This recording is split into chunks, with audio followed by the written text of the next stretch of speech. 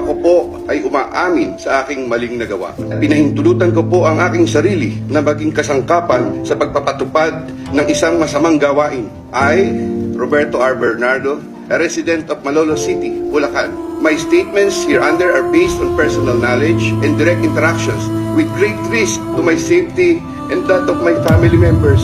I confirm the following. Congressman Zaldico.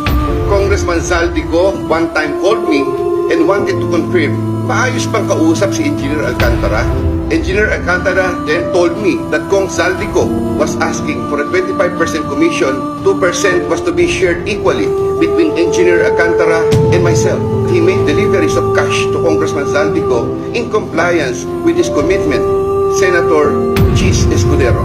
Maynard Ngu is a close friend and campaign contributor of Senator Chis Escudero.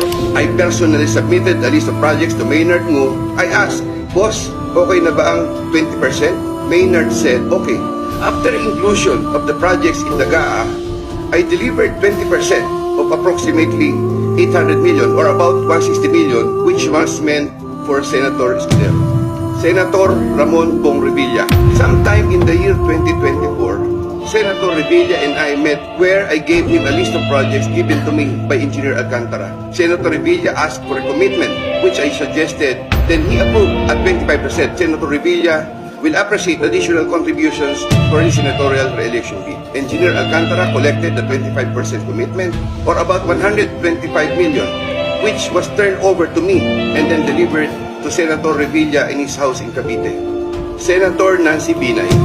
Sometime in the year 2024, Carlin Villa, a staff of trusted confidant of Senator Binay, called me and asked for a commitment which was set at 15% of the total amount of the projects. Engineer Alcantara collected 15% commitment, or about 37 million, which was turned over to me and which I then delivered to Senator Binay at a house in Quezon City.